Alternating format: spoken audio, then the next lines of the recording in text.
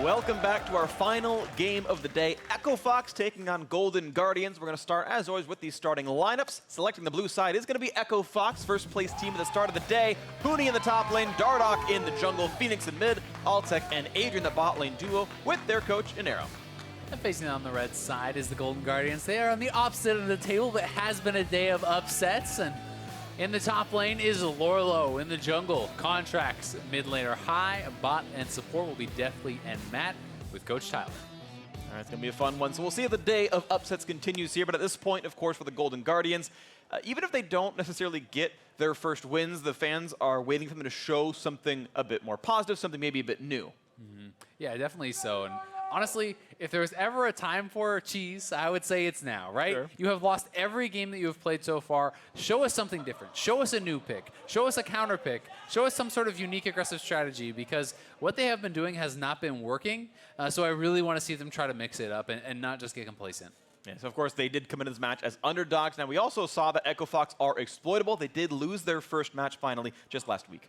Yeah, exactly. Huni did not look untouchable for kind of one of the first times. And even in their win against Optic, you know, disregarding their loss to CLG, they were up 10K and took some pretty poor fights, kind of straggling in one at a time, feeling like they got overconfident and gave up some pretty silly deaths. So Golden Guardians have gotten leads in their games, have been able to look competitive at times, and we'll see if they can actually transition that into a win, perhaps, against Echo Fox. Sure, we'll see if they can do it here, but we are ready for Champion Selects. Let's get into it right here. Game number 5 here on the first day of week 4. Echo Fox, the blue side, Golden Guardians on red. Tristana banned off the table. We'll see if they get more away from Deftly's champion pool as time goes on, and what Lourlo will do into Huni, as he's been, of course, a terror in the top lane as well. And despite the fact that Ezreal has been mostly just ignored today, not going to be ignoring that one against Fenix, who is... turns out pretty good. Who would have thought if you've named yourself after a bird or a StarCraft character, you're good with bird champions? There you go. Yeah, I'm trying to think if there's any like reborn champions in League of Legends, and like Urgot and Sion would like fit the lore of Phoenix the character. Not the case though. I have to trust you on that. Yeah, I'm not up on my lore. Yeah, StarCraft lore, something I know a little bit about. Phoenix was a zealot, became a dragoon, but we're casting League of Legends. We're going to move on as Gangplank is off the table as well. That's a kind of reborn champion. He was in the water and he came back, got a sweet arm. Either way, not going to be picked this game. That's true. Unfortunately, he lost his real arm. Yeah. Which was a bit unlucky. That's a bit unlucky, you might say. Either way, he's still doing pretty well these days. Yeah. Picked or banned quite a lot. Yeah, sadly banned him this time around. Though Gnar off the table. Same for Rakan. So a smattering of bans in different roles here for Echo Fox. Golden Guardians doing something similar. Kalista off the table as well. And now it's time for Echo Fox's first pick. Yeah, it'll be interesting to see where they want to go. Certainly they have Zoe's up. Going for things for Huni, putting a lot of priority on his lane. The GP off the table. Zoe going to be the pick here for Phoenix. Ryze still available. Malzahar available. You know, there are picks like that. We have been seeing a little bit more kind of variance in the mid lane these days, I would say. And hopefully we'll continue to see more of that. I was really interested to see Kassadin come out actually in the EU for Caps, and I actually tend to think that's a pretty reasonable matchup into Zoe, so it would be interesting to see if High wants to go for anything along those lines and see someone who had brought out Kassadin in the past. But Kog'Maw, Camille going to be the first two here, and Kog'Maw blind seems bold into Huni. Or sorry, rather, Camille. I think the reason they're doing Camille blind is they're hoping to bait it and send her into the jungle. I think I would expect to not see a jungler for Guardians until they know the matchup somewhere else. Otherwise, I don't see why you'd blind pick Camille into Huni. I think that would be scary. Otherwise, Ezreal comes through for Echo Fox. We'll see what rounds out their first side of the draft. And it definitely has been a flex pick, just much less so in North America. True. It's been getting played in the jungle a lot in the LPL and some of the other regions there too. So we'll have to see if Contractz is practiced up on that. Definitely seems like something that he would be good at. You know, he has been very proficient on aggressive champions, and hey, this is kind of what we're talking about. Show us something new. Show us something that your opponents perhaps have not practiced against a lot, and this may be that, right? Maybe you can earn yourselves a draft advantage here by throwing a wrench in the gears of Echo Fox with this flex pick. See, Garen top lane. Camille's going to the jungle. This is Garen. Or actually, shout out to Garen jungle. There's a show match recently. Garen mid lane. Did you see Peke play it? You right. My bad. Galio comes through. So they've got more, but they've got some more dive combo. Like Golden Guardians running a comp a little bit similar to what FlyQuest ran for themselves. It was, of course, a Rakan for them. Rakan's gone here, but Camille into a Galio dive can be very, very strong. Definitely can. It always, not that this composition cannot work, but it always makes me a little bit nervous when you see one half of the composition wanting to vary clearly one thing, and the other half wanting to do something else. You know, if you're trying to dive with Camille and a Galio, but then you have a Kog'Maw in the back who's kind of like, oh, hey guys, what about me? Then that can be a little bit concerning. Difficult, yeah. But at the same time, you could just say, oh, Camille, you're just going to split push, and we're just going to have this, you know, Galio protecting the Kog'Maw. So there's certainly lots of ways to make it work. It's just something to keep in mind going into these last couple picks. Absolutely. I want to see if Ornn support can come through, actually. If you're talking about go forward and hard dive teams, Ornn support I feel like is super good for that as well. Yes, it's weak into Braum, but, you know, see what comes through. As Fiora off the table, Jace as well. Maybe they really are trying to protect Camille here if Echo Fox weren't willing to pick because the chance to flex. Now, Golden Guards gets a chance to put some bans through. Tarek off the table, we'll see what their final support ban will be, and then we'll see what Golden Guardians want for themselves. They are, at the very least, really kind of fainting towards it being a top laner. They are going to have to show a pick here. They could save directly their top/jungle for a last if they are really concerned about that. And that's they're trying to make Echo Fox pick this not knowing, right? It could still be a top laner, right? If Huni picks something and Lourlo says, no, I beat this, then great, it goes top. If he does not, then you say, okay, well, we're going jungle. And you've got like Sejuani and Jarvan and Zac and Skarn are all available. Like, there's a lot of great, you know, conventional junglers still available for Contractz if he wants them. So see what comes through. Tahm Kench for Kog'Maw I think is great. I think it's a really good pairing. It allows Deftly to run up and use that W and join the fights really consistently and do well with that. Vladimir going to be the top lane pick out for Huni. I also really like it just in general into Zoe. Anytime someone gets slept up, you eat them away. That is a very, very powerful interaction, and it is going to be Dardoch on the Jax. So Jax definitely coming into play here in North America much more, kind of rising in priority in the meta. I think Vladimir actually makes quite a lot of sense simply because it's quite a strong laner just in general. Yes, there are some picks that can have an advantage in lane against it, but they're generally pretty risky. It's things like bringing Ignite and trying to do early all-ins, which in competitive often does not happen. And it is just going to be Camille in the top side going into Vladimir. And this is going to be an interesting one for me because I feel like if Lourlo cannot play it aggressively, he's going to end up oftentimes under his turret and getting harassed by the Vladimir, which can put you in a pretty rough spot. Hookshot engages can be tough also on the Vladimir because it's pretty telegraphed in the pool, allows you to easily avoid that. That being said, maybe Lourlo's going to go for something like an early team ad and try to have the push going in his favor. If you can get ahead and start getting some kills, then maybe you can snowball that lane. Yeah, I definitely don't know how the lane's supposed to run, but it's going to be interesting all the same. Huni running into lane with Ignite. Looks like it's going to be a spellbook of Vladimir in the top lane. Similar situations for Fenix and High I'm expecting here as well with the Ignite start for the Galio. But it's going to be a fun one here to round out the day. We've had 4 upsets. You could consider that C9TL is not that so much, but still, it's been a very interesting day of some results many wouldn't have expected as the coaches shake hands. Is that Justin Timberlake on the left-hand side? No, that's Coach Inero, but he likes to consider that he's a similar man here, and we have the lineups on your screen one more time for that final one of the day. Echo Fox can, of course, tie for first place. They can improve to 6-1 and match Cloud9 there. Golden Guardians hoping to find themselves a win, but of course they sit right now 2 wins behind 9th place. Off they could have picked up number 2 earlier today. I want to see what Lourlo can do on this Camille as well. I think it's going to be a very fun matchup in the top side. Interesting to watch for as they have put High on some helpful secondary engage. We'll see if Deftly and Lourlo can be the damage sources the team needs. Yeah, and we're also going to have to find out what kind of a build High is going to bring forth, right? Definitely going into last game, I was expecting Fly to be building much more heavily towards AP. That did not end up being the case, but especially in this game, it feels like you probably want that more often than not because Tahm Kench is offering very little damage. Sejuani is offering little damage as well, so definitely expecting High to go for that AP build, but they're going to be in tough against Echo Fox, who has been very, very strong this season, and definitely surprising some people with how well they have played, and it's kind of always, you know, can they keep that up? Can they maintain this level of dominance, and can they be consistent against some of the teams which are supposed to be weaker than them? Because they have shown kind of moments where perhaps they just got too overconfident and giving up silly fights and things like this, and you want to see them really show that they can be a completely dominant team. Like, this is a team that is coming into the day tied for first. You're going up against clearly the last place team in the league. If there was ever a game that you should win cleanly, it is this. And that is kind of what you're looking for from Echo Fox if they want to keep pace with Cloud9 and show that they are, you know, as good of a team as them. Absolutely the case. We'll see what happens into this one. 5-1 versus 0-6. But it all depends on how you play on Summoner's Rift on the day. Another week of practice for Golden Guardians. Another week, of course, for Echo Fox as well. We'll see who improved more and maybe just who has the better game today. If you hate your Wheaties, maybe you you know, have a better game than last time. If they had some inferior cereal for breakfast, who knows? Blue buff leash comes in as Contractz will join a second late, but shouldn't have a big problem getting rid of this blue buff, and no one's really here to steal. Ezreal's coming for a bit of poke, but this might actually burn to make sure he gets away in time, and they're going to move their leash over to this Braum. And Dardoch going press the attack, which is a bit more of an aggressive option. Yeah. You do sometimes see full-on defensive options like Guardian and Aftershock and these sorts of things. I've been seeing more and more fleet footwork as well, simply because, you know, as more of a solo queue thing, because of the attack speed and these sorts of things that can be pretty useful, and also just keeping you so healthy in your career can be quite useful. But we'll see what sort of a style he wants to play, because Dardoch is a fairly aggressive player, and it'd be cool if he wants to go for a more aggressive build and look for something along those lines, but without there being a true front line on the team, expecting him to go probably tank. Okay, Q burn by Huni, level 2 gain here as well.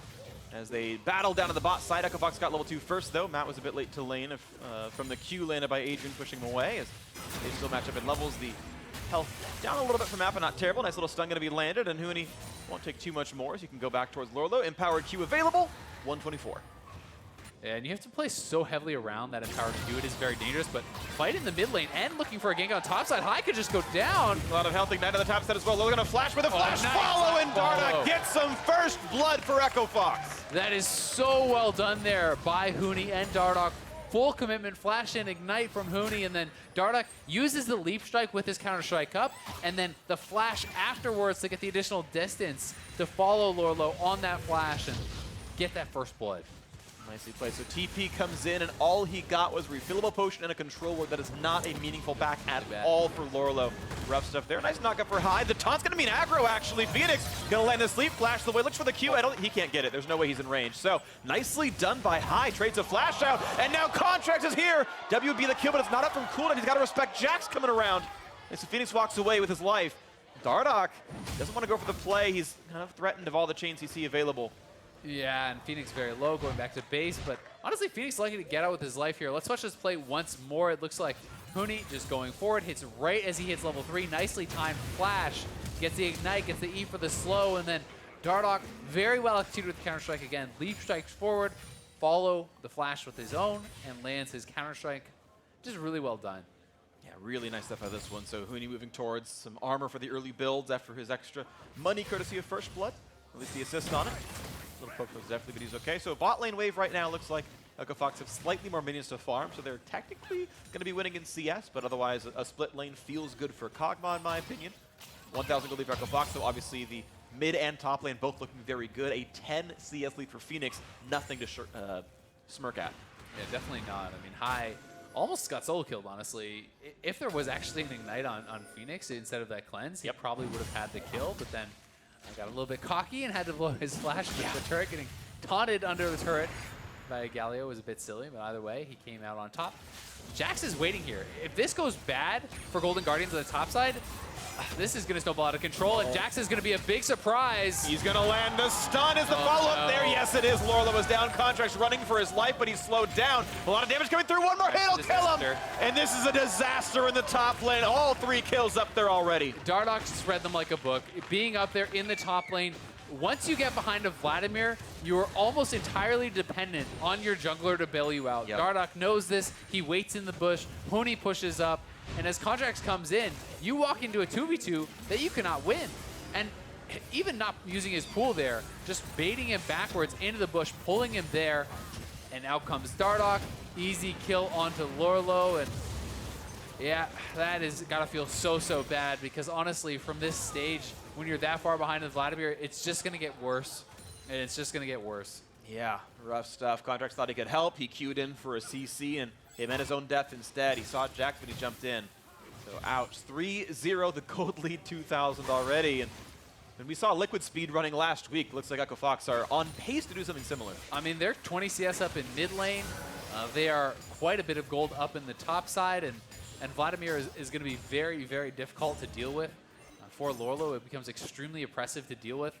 If you do start getting pushed in under your turret, he can afford to take turret shots and just trading onto you, poking you out, pushing you back to base. And if you get poked down too low, he executes some of the most powerful 1v1 turret dives there also with that pool. But Huni gets into the next little trade there. They go back and forth, and not a lot of farm lost by the Vlad, but he's actually zoning out Lourlo, who's not getting the same last hits. And the early Lucidity boots are going to be really, really nice in combination with the Summoner Spellbook because he's going to have such low cooldowns on these Summoners that it's not a lot of a cost to use the Ignite very aggressively. Yeah. If you can actually get a lane pressure advantage, that's pretty easy to just push one Ignite out. Next time it comes back up, you look for the dive. This is the most Huni thing ever, by the way. We're 7 minutes in, and he's keeping Ignite. Yeah. Like, most teams would be like, all right, we got to have teleport now for the bot lane plays. Things gonna, like, no. I'm going to solo kill Lourlo some more. I'm going to keep Ignite for this game. And he gets to go full solo queue status. And at the same time, when mid lane is smashing, when bot lane is even, your jungler's way ahead, and you have a hugely advantageous lane that now it's like, can Contractz even come to help? I don't know, right? Like, I think staying Ignite makes a lot of sense because it's going to give you so much more pressure. It adds a lot more power in the all-in, and it's going to make Lourlo play so ridiculously safe that he's just having to give up so much. Yeah, the farm lead was 2 last time we checked. Now it's 17 in the top lane, not getting any better for Lourlo anytime soon. Quick fight of resource in the bot side, farm traded. The worst part about this, when a wave is slowly building towards you as a top laner, is the sinking feeling in your stomach that you're going to get dove on the wave. Yeah. And if Dardoch comes up top and they dive him on this wave and he loses all those minions, that's when it's time to just like, all right, go next.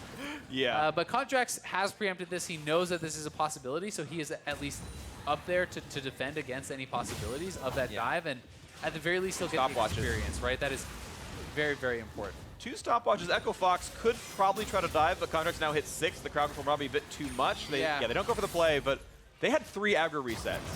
Theoretically, you could. True, but a 2v2 dive against full HP is like very risky, right? I agree. So why risk it? I think Contractz did the smart thing. He at least allows his top laner to get some experience and get a little bit of gold, but it's still very tough, and Dardoch is here. Okay, ulti pop. There's the Hourglass. TP coming in. Then it's Huni walking away, but there could be a stun to be landed. A bit more damage coming across. Huni still has flash, burns it, gets a little bit of distance, and out he goes. Yeah, it does survive. He has to blow a stopwatch to flash, but again, Summoner Spell cooldowns are going to be very, very low, and that was the TP that had to come up from Matt. Contractz had to stick around there quite a lot as well to try to defend him, and Huni is going to be okay, and Lourlo will go back to base, have to TP back in, and he's looking to try to threaten a freeze to force Huni to stay around and at least push it in, which Huni will do before he'll go back to base. Well, good play at least by Golden Guardians, the team, to get that farm at least somewhat into Lourlo's hands. They attempted the counter play into Huni, and they at least got a splash out.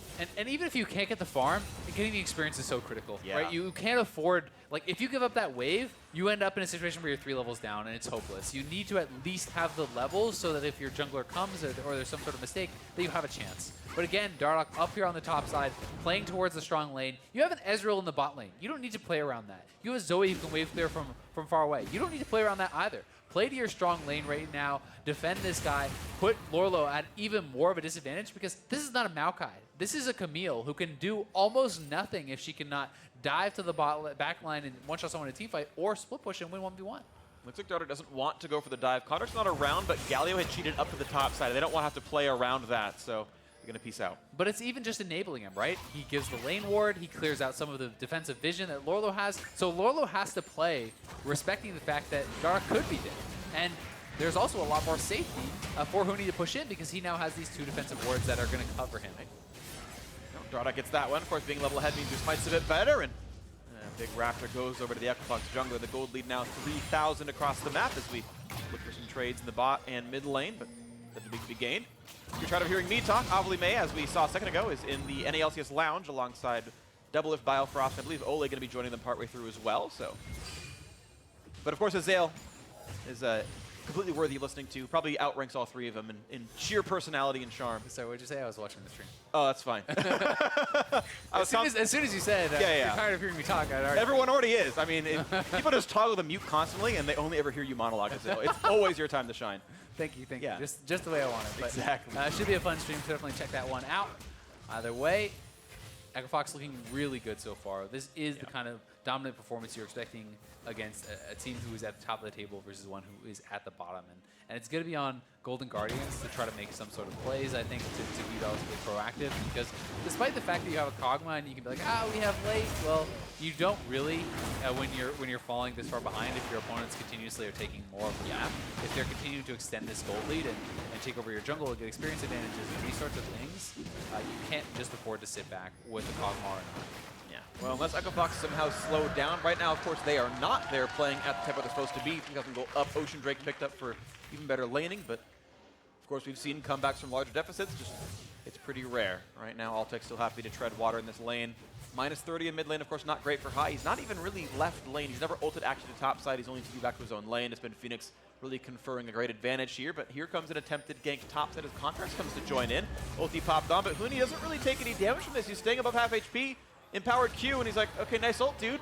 I'm higher health than you, and Contractz turns away. Yeah, I mean, the early armor from the Seekers is going to help a lot with that. The Doran shield, he's going to be relatively tanky, and that's the ultimate down, and that's really all of his threat. So now Lourlo is going to have to back off. He's going to be starting to get pushed in. It's going to be a very, very uphill battle. I mean, down 2 levels against the Vladimir, who is up significantly in farm, who has the kill, the assist, and he's going to be harassing you under your turret and just now zoning him off the turret. You can see that Dardoch is heading back up there again. It's got to be very, very frustrating for Lourlo, and he's forced to just base and sacrifice all of that experience and all those minions. Doesn't even have a TP. Yep. I do want to give, re-hit the props I want to give to Fenix here, because Huni got a bunch of pressure from Dardoch, 2 straight kills. His farm lead is equal to Fenix's farm lead. Yeah. Fenix has done that pretty much by himself. There was a small scuffle mid, but it was matched by both junglers, so huge props to Fenix doing well. The first pick, Zoe, obviously was clearly very valuable. A lot of teams are banning it away, so all these teams know it's a sought-after champion, but Fenix just manhandling the lanes. I mean, he almost got an early solo kill on Galio, which is not something you're expecting to see from the Zoe. I was thinking this would be much more of just a farm-heavy lane, right? You know, High kind of had his pick of the litter as far as what he would want to go into the Zoe afterwards. Things like Ryze, I believe, were still available. Yeah, but Ryze definitely up. You know, he decided to go for the Galio, and perhaps thinking he could keep it an even farm lane too. But that's the thing about Zoe. No matter what the matchup is, if you're able to hit enough skill shots, it's becomes very one-sided for that Zoe because of the amount of power that she has in that. If you're hitting sleeps, you do a tremendous amount of damage to your follow-up. It's something you always have to be aware of. Well, first power spike is in for Golden Guardians, though. Abyssal Mask is done now for High, and Kog'Maw's hit Rage Blade, and dealing a lot of magic damage, as Kog'Maw does. Still an 8.2 where Kog's super strong. This is the first vestige where, okay, maybe the bot lane of the map can do something. Now, Huni has teleport finally, so we can join those fights that would be on the bottom side of the map, but maybe Guardians can find something for themselves around Deftly's power spike, and in fact, they're trying right now. Altec forced to flash away. TP coming in. Does he complete it? He's going to flash forward. Hemo Plague onto 3, looking for slows into Contractz, flashing away. Braum ult only tags the 1, and then he spits him right back out, but Matt will lose his life. Now the chase in on towards Deftly. All 5 are coming to the bot lane. Dardoch and Fenix looking to flank this. They want them all. And they're going to find them. There's no way out for Golden Guardians. Zoe shows up, finds the shot. Fenix gets 1. There's the 2nd and 3rd. A whitewash on this side of the map. Golden Guardians to find anything on the scoreboard, as his bot lane turret should fall as well. Just a perfect response from Echo Fox. Golden Guardians finally pull the trigger. They're trying to play around the fact that they had an advantage somewhere. And not only does it go wrong, they lose all 3. They're going to lose the turret here on the bot side too. And yeah, Echo Fox is going to be back to the soul lanes in time to defend their turrets there as well. Seems like it. I'm not sure what kept High from being able to join that fight, but it looked like they were orchestrating something. Lourlo stayed, didn't match the TP, and yeah, there's no point in High showing up anyway, so Fenix, you know, making sure the tower dive worked well. Yep, and I mean, here they go. They're looking for this. Altec knows that he is around. The Sejuani comes over the wall. Contractz nicely engaged, but using the flash, the arcane shift, and now Huni feels that they've committed enough that he can finish this TP, flash, Hemo Plague, he has the ignite, going all in for this, and despite the fact that Matt is able to take Contractz for the time being, everyone was rotating down, and honestly, even if Lourlo TP'd to match, you can't win the fight, so your only hope is running away, right? And I think he would have probably just been coming into his death with very few items to his name. You know? I mean, Huni is on 2 completed items, and Lourlo has a Tiamat and a Sheep. Those are completed items. I mean, technically. There you go. But you're right. It's obviously a cut above right now. Huni himself up, oh gosh, that gold, 2,800. He's got like more than 1.5x Lourlo's gold right now. This is not obviously a close matchup.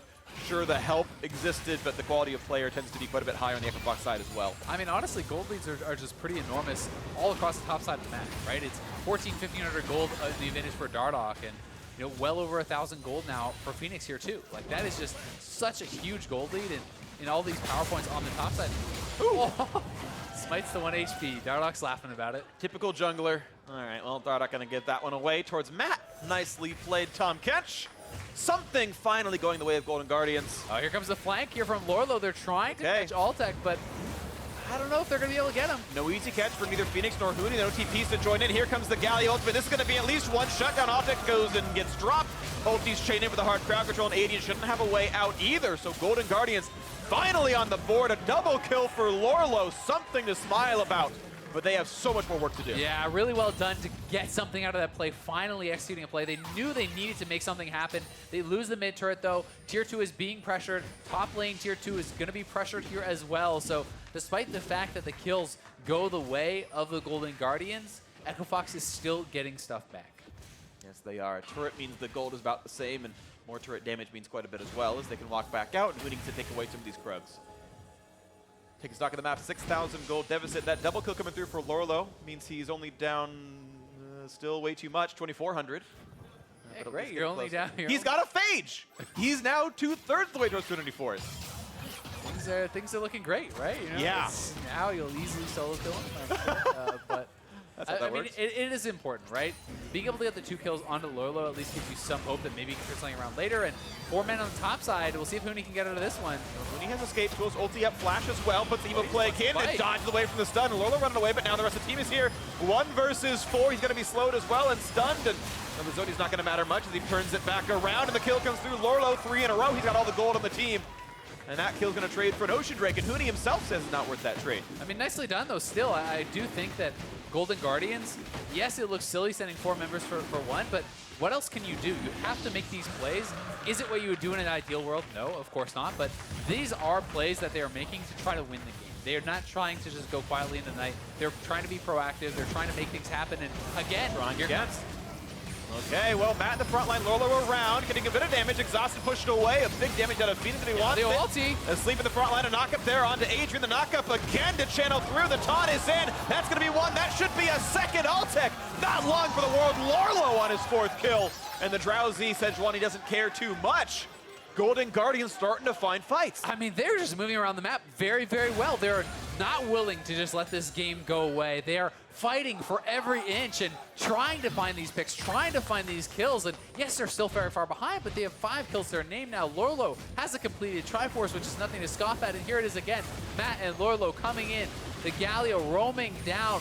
5 men coming to the bot lane. The stopwatch buying a lot of time there for Matt. Let's High get into position, and as he comes in, lands a nice taunt onto 2. Altec getting caught by that, Deftly pumping out a lot of damage, and Lourlo, the beneficiary of a lot of these fights, getting a lot of kills, and the fact that Kog'Maw now picked up 1 too is very, very good for them. It's giving them some hope in this game. It is giving them some hope. Definitely on his way towards Wit's End to continue that magic damage output here. Most of that team is armor stacking, only a couple of Merc Treads to really dissuade that. Adaptive Helm for Dardoch going to be quite a bit, though. It's going to be a much harder champion to kill. Quick blue to Phoenix. He's going to recall. Does have a stored teleport. It's going to be nice for him to get back around the map as far as he wants. So now we need to look at it from Echofox's point of view. The Golden Guardians has made some great plays, have found some picks, have found some advantageous fights. For Echofox, you want to make sure you are not getting too far ahead of yourselves. You need to be doing your due diligence, clearing out wards, controlling vision, eliminating the ability for these TP flanks and collapses to come in. But Huni is up here again. We'll see if he can turn this around. That's some pretty good damage, though. Got him down about 1/3. Portals backwards, taunted in and dies. And that only took 2 people this time around. It's getting easier to knock down Huni, but look at this as Baron's being attacked. Jungler's around the wall, though. There's no way to get that one, and Echofox have seeded what looks to be almost their 6th straight kill now. It is their 6th straight kill. I mean, High has his ultimate available too, so he could have collapsed over to that Baron pit if they committed. And Golden Guardians is starting to play very, very well. I mean, Echofox, again, feeling like they're playing very brazenly, a little bit overconfident, just as they did last week in their Sunday game. Exactly. They played against Optic. They had a 10,000 gold lead at like 20 minutes. They got an inhibitor, like, this is great, and then threw for about 5 minutes straight. And they laughed it off, saying, okay, we got sloppy. Don't worry, it's better next time. Weaker opponent, and they're doing the same things. They are, but to their credit, they're still heavily in the lead, right? They still have quite a big gold advantage. They have a very powerful team composition in their own right. It's not like, okay, they lose now. You know, it's just Golden Guardians has a glimmer of hope, right? There is a way for them to kind of make some plays and get back in this. But High getting caught out of this, maybe a kill going back the way of Equifox. Ooh, not sure what he's getting out of that stopwatch. It means an easy Drowsy. That was actually kind of misplaying for himself. But he might die for this when the flash forward Dardoch gets the kill. I don't like that he set up the easy ground control. Some of the back line means nothing goes. No one can follow up on that fight. 4v5 theoretically around the map. We look for a bit more towards Dardoch. Good damage. They can find the stun. They will pick that one up. So now it's a 4v4. They have a big Hemo plug in the back line. Finds 3. Shouldn't be enough for any kills, but it does mean some pain. Heals back up. Looks for more pushing in the mid lane. Is that turret likely to fall? Definitely can't defend it easily. Yeah, it was a really good hook shot from Lourlo to actually deny Huni from flashing in and following up on that Hemo flag, or it could have been a total disaster for the Golden Guardians. But as is, it's a 1-for-1 trade. It is the turret going in Equifox's favor, so getting back out on the map, making a positive play for themselves is going to do wonders for rebuilding their confidence in the game state. Lourlo, okay. Want to go in on that. Felt safe enough. That is shut down gold. Dardoch was on a 4-0 spree, so extra gold open. But of course, mid lane turret means it's pointed a little bit. Nice. Just barely tags that one on the High. Yeah, just honestly a nice Drowsy onto him. So while I agree that does end up looking a little bit silly, you know, using stopwatch and the CC, he was trying to delay for Tahm Kench to come in and eat him. He was hoping that, okay, I use the stopwatch, Tahm Kench comes in, eats me away, saves me, we turn around the fight. And you know, he does go down, but at least he bought enough time that forces Dardoch to stay there. They get 1 kill, and that's a hook shot on the side from Lourlo that delayed the continuation of that fight and kind of keeps them safe from Huni, because have no illusions. If Huni flashes in the backline, despite the fact that he's died twice in a row now, if he gets on top of everyone with a Hemo Plague, he will delete the team. That's absolutely true. He is huge right now. Ability power, 274, pretty solid for this point in the game. Proto Belt, of course, means more damage. He's close to Leandre's Torment for even more as well. This could be a lot of pain before you know it. 5,000 gold remains the lead, of course. Make no mistake, Equifox are winning this one. Double Ocean means they can stay on the map quite a long time as well. Even it's actually a DPS stat for Altec, since he can continue to regen mana, and it means his Muramana deals more damage from his mana pool. So, a little bit nice there. And Huni is already sitting at 45% CDR right now, so he is looking very good in that regard, and that's obviously helped by the blue buff, but still that is kind of what you're aiming for on Vladimir, having the amount of spell rotations that you can be pumping out, so you can drop your ultimate, your E, your Q, then you go into your pool, then you Zonias, then you come back out, and your pool is back up, etc. And you can kind of just cycle through these spells and become not only extremely disruptive and putting out a ton of damage, but you're so hard to actually take down because there's such long periods of vulnerability. If you can get multiple pools plus your Zonias off in one team fight, it's really tough to get enough damage to ever kill them off. Yeah. Well, a little bit of damage towards Contractz. Froststormer was holding, so not a huge ton of pain. Finley going to be cleared away pretty quickly out by High. Has to sacrifice, looks like the melee minion here, but also to respect Dardoch, who's chasing in. Now push right back out, who is also, by the way, Dardoch, going towards at least one of the Sheen items, but guessing Trinity Force. Yeah, very likely a Trinity Force. He's going a little bit later than Onda did, but makes sense when he is more of kind of the sole front line in this team. And you can say Braum is pseudo front line or whatever you want to call it, but either way, he will be building towards that Triforce, and it's going to be quite a big increase in power when he does get there. One thing going well for Gold Guardians, you have to say, is the fact that Deftly is up quite a fair bit in farm over Altec. He has a kill to his name, so Deftly is at a pretty strong point in the game for the Kog'Maw. When he completes that 3 items, things will be looking pretty good from his point of view. But that being said, still some significant disadvantages all across the top side of the map. In jungle, in mid, and in top, Equifox is looking very, very good, and as a result, teamfights are certainly still heavily in their favor.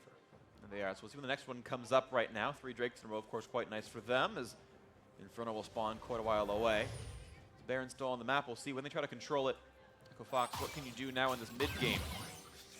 Fenix doesn't quite clear the melee minions, but no one around to contest that. I don't think anyone saw, to be honest, so he can pretend that never happened. 3 items done for the Ezreal, of course, a pretty solid spike. Still quite a while to go. Actually, about 700 gold, so definitely can complete Blade of the Ruin King, so that'll be good for him when that money comes through. Yeah, definitely going to be nice. We'll see if he's going to be able to actually stay alive against the diving Vladimir and Jax. And with the additional damage that could be coming through with Ezreal ulti and Zoe poke and all these sorts of things, he's going to be quite careful about that. But if he can stay safe and pump out a lot of damage, they're going to have their chances in the team fights. But we have seen the High going towards a much more AP-oriented build as expected. compared to what Fly did rather last game. This already has his Leandries. He's building towards Azonias, which is, if this is kind of like a pseudo AP tanky type build with the Abyssal with some HP from that Leandries, and then obviously the immunity and armor that are going to be coming out of Azonias. Push on forward. See when the flanks come through, when the team fights come in. If they're happy to 1-3-1, then maybe that works as well. They're looking for an engage. 5K. Here comes the attempt, and it's going to be Altec flashing away, ulted on, and that's going to be the dive in for Galio as well. Is that team's not going to be enough? A big stun for Sejuani, and they reach the backside. They delete one, and they're going to delete a second as well. A double kill yet again. Lourlo picking up all the scraps here. Mid lane now under fire. Really nicely done. They saw Fenix on the top side with the cleanse. He cannot TP in to join the fight, and Huni was in the bot lane, so Echofox trying to 1-3-1, and Golden Guardians just finds the hard engage. With the ultimatum coming out of Camille, plus that Galio ultimate, there's no escaping it as the Ezreal. And it seems they're looking at Baron now for this one of their best chances to get back into the game off that 2 kills, but Kog'Maw's far away. They're going to have a drowsy. Tahm Kench puts on the shield, and Lourlo's to the bot side. I actually am kind of the opinion that maybe they should have just started up and tried to risk it, but not feeling confident perhaps against Huni and this Zoe are very, very strong. And Huni now looking to go forward. Yeah, gonna look for maybe a re-engage. They're gonna Definitely find that needs to stun. come Contractz into 1K, gets eaten up by Matt, runs out of this one.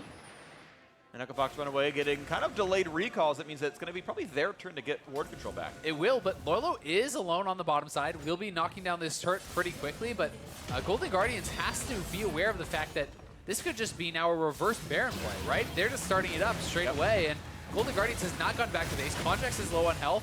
Lourlo hasn't based either. He needs to TP in here if they're going to try to contest this. Chemo Plague on 3, TP available, but Lourlo going to be on the far side of this one. Contractz getting lower and lower in health. High forced to run away, waiting for something to be available. Not just yet though, Taunt. Doesn't find much of anything, a bit of poke, but back into the pit. It's an MR tank, so now once again they go onto the Baron. Is this fight going to be good for Dardoch? Flashing in, it's going to be picked up for Dardoch. Nice try by Contractz. They did not keep him out of the pit, but a kill still comes through all the same. Advantage Echofox. Yeah, very nice smite there by Dardoch. It was close between him and Contractz, but it does go Echofox's way, and that could be the nail in the coffin. This could be the push that is really going to send it over the edge for Echofox and help them close this one out. And I've got to say, from Golden Guardians, the fact that they were too timid to actually start that Baron, that they sent Lourlo to the bot side, that they didn't have the proper base timings, meant they were so unprepared with what seemed like a fairly obvious Baron play that Echofox could then set up. I mean, when you stay out on the map that long, you're offering that up to your opponents. Of course, a couple have already recalled away, so can they get back on Adrian? Looks like that slow is going to be no. Nice glacial fissure. Out they go. But definitely a little bit disappointed by the subsequent plays here from Golden Guardians. The initial play was great, but here it is again. I mean, look at Matt, look at Contractz, already somewhat low. Lourlo didn't get to go back in base either. He has the TP in. Honestly, a really good Hourglass, saving Deftly's life as Huni flashed over, but they're getting pushed very heavily away, and the only hope from here is the Baron. Steal, Contractz goes in. I believe he's the early smite. Smite's at 900, goes down to 161 before it's actually, or sorry, 61 before it's actually smited there by Dardoch, who does pick it up. And Contractz was very close. I mean, that's one auto attack. Yeah. That could have actually meant it goes Golden Guardians' way, and really would have been a big swing in this game. Yeah, I don't blame Contractz for trying an early smite with all the damage in the pit. Definitely You've got to make a judgment there, and sadly for him, guessed wrong, but he did the best he could. And again, that's kind of a slight to Echofox, though. Giant lead, and they let it go to 50-50. Yeah, at the same time, you definitely can look at it that way. I agree. Maybe they should have been able to actually zone him out and control it a little bit more methodically. Because in these 50-50 type smites, it feels oftentimes kind of like a penalty kick to me, where it's like you have to choose a side, right? You just have to guess. Is it early? Is it late? You go for it. They're going to go for this one in the mid lane right here. Fenix not going to be knocked up. Good stopwatch by him, and now it's just high hit up in the front side. He's not durable for long. Zonia's popped, and he will die for this one, and nothing happens in the front line. Definitely forced to run away. Hemoplague means some damage and health as well. This time the engage is turned around by Fenix and co. Certainly is, but Golden Guardians felt like they had to try something, didn't feel like they could hold out in a long siege situation with double Ocean now on the table. They're going to be regenning back up from that engage. Top lane is pushing, bottom lane is pushing, and they're looking to go for an engage. 5v4, good chomp. Drowsy, Tahm Kench, but he'll survive this. Fenix, yeah, not going to risk his neck for that one. Inhibitor down, now up to the top side. Tier 2 going to fall easily. It's gone already, I should say. Just dropped to minions, I think, a second ago. as they now look for the inhibitor with still 13 seconds on high. And they're basically giving it up. Lourlo's bot side, right? Lourlo is just trying to push this out to perhaps prevent a triple inhib and the game being completely over. He's coming back now, but the inhibitor turret is gone. Huni is in their face, taking a lot of damage though from Deftly. Gotta respect that. Matt could come in, looks for a little something, eats up the Kog'Maw. The team is back alive though. Will they find much of a fight for themselves? High looks for the taunt, looks for damage onto Huni, who's down at 300 HP. He's gotta respect this, doesn't burn the Q. A good ult will get the kill. He's gonna, go into the puddle. Will they land something onto Huni, who can't really join this fight anymore? There's the ulti, and that's gonna be a knockup. And they'll get at least Dardoch, you have to believe. As the chain comes through, the taunt in there as well. Huni taunted! They get the kill, 3-for-0! The Hemo Plague will mean a little bit, though. The Team Force will run away. Now Golden Guardians need to not lose too many teammates as high falls. But 3-for-1 end of the day, at least something for Guardians, as Fox took the base. They're playing these fights very well. It's the rest of the game that is sometimes falling short, and honestly, really nice set of plays there from Lourlo. If we get that replay, you'll see baiting out the pool from Huni on the initial re-engages. As he goes in, yes, the inhibitor is going down, but Huni is very low, and they know that Huni has his pool available. As everyone is kind of just defending Deftly, that is really their main engage. High going forward here, pushing Huni back, and then Lourlo, you'll see him threaten the hookshot over the wall onto Huni, getting out the pool. As he goes in, he backs off now, setting up for the ultimatum into the Galio ultimate, and then High charging up his ultimate right as Huni comes up. He gets tagged by the taunt, and looked like he may have, just straight flashed into it, gets tagged by the taunt, and goes down immediately. The damage didn't have it there. A little bit of turnaround was nice, but now it's time for Golden Guardians to just farm 2 dead inhibitors. And honestly, there's not a lot of other places you really want to be as a Kog'Maw, just destroying super minions for a while. Maybe killing your opponent's Nexus. Okay, there's other places you could be, which is the little opposite situation of that he's in, but at least they have some time to farm. The Baron buff is gone. There's no Elder Dragon up just yet, so there's not like there's no empowered push to something. They have some supers. time. Yeah, that's all I'm going Definitely for. agreed. And he has completed his 4th item, right? So this is definitely a very big deal for him. Really, most of his damage is kind of built up. You don't really need much more than that. Oftentimes, people's last item is things like a Frozen Mallet, so it's more about survivability. And if he can stay safe and pump out that damage, certainly still have chances to take these fights. But it's very hard with 2 waves of super minions pushing in against you. It gives your opponents the map advantage. We'll see if Golden Guardians can find an engage, kind of turn that around. They're TPing him behind. Lourlo is going to come for the flank. Oh, he nearly killed Matt. With the second God. side of that combo. The shield came in a little bit late. He was still sleeping, it looked like. Snipe's gonna get him. He never dodged. Altec gets the kill. So now here comes the re-engage Phoenix Low, but he gets out of this one. 4v5. No kill to be had. The ulti pop, but Lourlo gonna fall. 2-for-0 so far. And in the 5v3, the re-engage comes in. They find Deftly a triple for Altec. Easy kill on a high as well. Give him a 4th, and they will do so. Looks like a fountain dive is likely in here. They could go for the Penta if they want to. Vladimir can try to set this up. Will they go for it or will they close it out? Looks like they're looking. They're going to go for the dive. Penta for Altec here. They'll get the turrets first. They're going to get the turrets first. You got to go for it. You got to go for the Penta. All right, here comes the attempted dive. Contractz the front line. The dodge going to mean this stun. They just can't do the damage. I appreciate the effort. The sportsmanship was there, but Echo Fox continue to hold on to that first place die. It was worth a shot there. Almost got the Penta for Altec, but was not to be. They do take the game, though. Echo Fox close out what was a relatively dominant game. They were always quite ahead. Golden Guardians certainly had some brief moments where it looked like they were coming back into it. They had some good plays. They showed some initiative, but really the play on the top side of the map from Echo Fox, they simply had their opponents outclassed. Absolutely. Dardoch, Huni, and Fenix dominating the early stages. The advantages gained with the Huni and Dardoch duo were incredible, and Fenix carving out massive advantages for himself in the 1v1 ends the game up almost 100 CS. Yeah, I mean, absolutely massive stuff right there. Beautiful, beautiful play out of the top side of the map for Echo Fox. They let the bot lane go equal, and that was where the advantages came in, and super huge stuff out of those 3. And sadly, it now means 0-7 for Golden Guardians, and every game has those glimmers. Oh, in the mid game we found some team fights. Look what it could have been, but League of Legends is a complex game with a lot going on. You can't just say, oh, well, our team fights are good, because the laning phase matters. And going minus 40 in a one-on-one in mid lane is a huge deal. Getting almost solo kill level 2, a big deal. The gigantic gank effectiveness disparity in top lane, a huge deal as well. And there was just so much that went Echo Fox's way at the start. Yeah, I mean, the laning phase, but also you have to say, as far as how they played the map, I think, giving over that Baron after they had won a team fight. That's big. Not resetting, not being willing to rush the Baron, but also not resetting and being out on the map at full health and with vision and control around that Baron to actually be willing to contest it. Because at that point in the game, they'd actually gotten quite a few kills in a row. They had gotten to a relatively strong point. If you can actually contest and stop that Baron, you have a much better chance of hanging on and delaying the game. When you give over that Baron buff, you give your opponents who already have the gold lead the tools they need to close out this game, because all of a sudden your wave clear isn't good enough. They push in, they knock down the inhibitors, and that's really what they needed. Yeah, well, unfortunate stuff for Golden Guardians. They couldn't pull it together, but a great win for Echo Fox. And now to get their thoughts on that game, let's send it over to the State Farm Analyst Desk. Thank you very much, Freak. Picking up a win here for Echo Fox at 6-1. The game followed what is starting to become a trend for this team. Early leads, maybe a little bit of messing around in the mid-game, looking to throw our leads away, and then somehow snagging it back and closing it out. Yeah, it's almost like there's a period of the game that Echo Fox doesn't play well. Sometimes it's the early game, sometimes it's the late game, sometimes it's the mid game. Luckily for them, their late game has been good almost all of the time, but this was like incredibly similar to that Optic game, as you mentioned. Their last game where they smash early game and you expect it to be over. They're up 6-0, 10,000 gold. Then it's like 6-6 and you don't know what happened. Right, but these are two of the guys who are the ones who build these leads for Echo Fox, Huni and Dardoch. Yeah, this is exactly what you want to see out of this team. Those two combined together, attacking what is one of the high points for Golden Guardians as well. Yeah. Lourlo has been having an all-right season, and they make sure to shut him down right away early on. Very intelligent play, too. Wait until the last second for this counter gank. Gets the double stun off of it. Contractz lost his flash in the mid lane, trying to get a cleanup kill earlier, so they know that this is another free kill as well.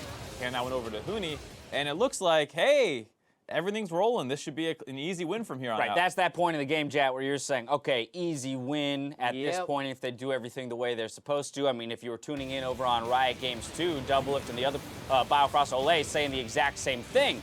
But then you would see fights like this. Yeah, and this is so over from their opinion on the other stream that they didn't even acknowledge that this fight happened, but it's a huge throw. They were already losing people up in the top side. You see Vladimir's dead, got picked off, can't teleport in, and then they take this fight that gets TP'd on by the Tahm Kench, and they start losing even more members on this side. I mean, Jack kind of taking a page out of FlyQuest's book here with that Galio, Jax combo, but not getting the win as a result. But we do see kind of the danger of running headfirst into those kinds of fights or against a team comp like this for the side of Echo Fox. You got to be careful when you're up against a Galio and Camille for the potential almost reverse snowball. And there was a 50-50 Baron at some point in this game where Echo Fox was able to win the smite fight, but it went down to double-digit health. Like, this is another one of those games where you're still looking up at Echo Fox and seeing them sitting at 6-1, but you're not as confident as...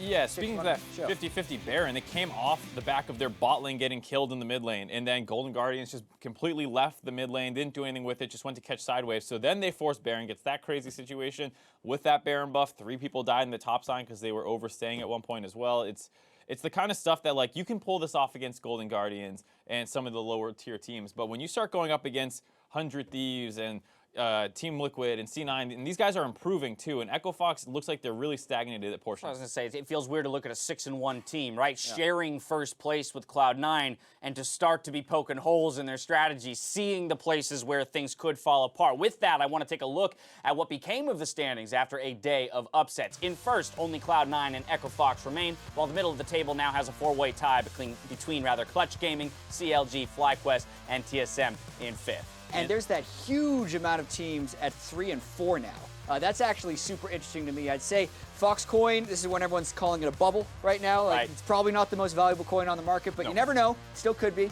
because of that 61 record. But really, FlyQuest, TSM, Counterlogic Gaming, Clutch Gaming, all of them needing to get a win to go to 500. And that was what was really surprising coming into today, because you thought TSM and CLG were going to win and put more space between them. Really create that clear playoff. Yeah, those are the top 6. That's what we were ready for today, and it just creates a ton of doubt with who's going to be getting those last couple playoff spots. Alrighty, well, before we dive into, or rather move on to tomorrow's matches, let's pull up the player of the games to see who stood out in their wins today.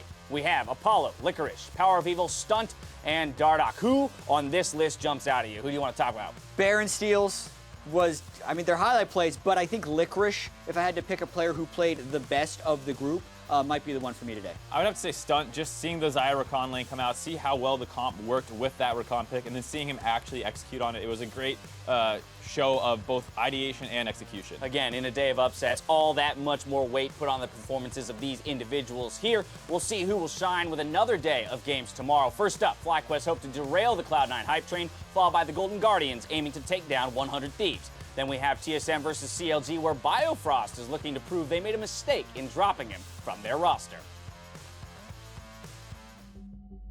To be honest, this match doesn't really mean anything to me.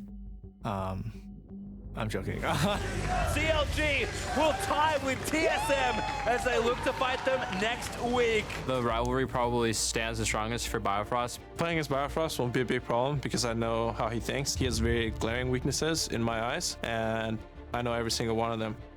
I definitely feel like it'll be Vincent's chance to prove that TSM shouldn't have benched him. Another big flank from Biofrost to start it off, and another teamfight victory for Counterlogic Gaming. For Biofrost, who was known for playmaking champions when he was on TSM. Biofrost in particular, huge game out of him. Steam's picking up for this team, Kobe. The faith is restoring slowly but surely. For me, it's important, at least for my career, because a lot of players after they leave TSM, they kind of fall off. He has a lot of shot calling qualities to him too, so I'm kind of surprised that TSM kicked him out. I felt like he could have picked up what TSM said they wanted when they kicked him. Of course, I think I've actually built a lot of good habits while on CLG in terms of my communication and team play. Yo, we win this! We win this! He got kicked off TSM. I want to win for him as well. You should be willing to dive this. Okay, I'll come pop this. I'm going? Yo, I can go mid! I can go mid! We haven't shown recently that we're better than TSM, so we really have to win this match.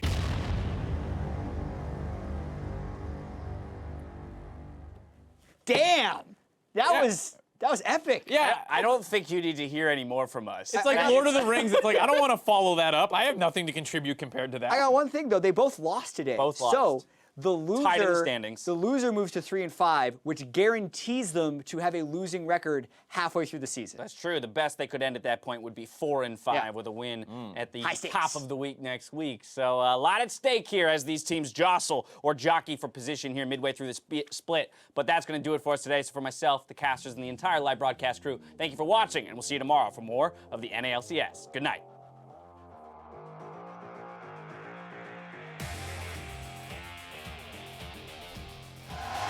To kick things off with Clutch versus TSM's Irene, it's going to be a big day of NALCS. Oh, Lyra flagging you up, but he's going to drag it back in! Björk's stunned down, pops into stasis, but goodbye Björk, solo with the kill! Drake is up soon. Can I just wait for Drake?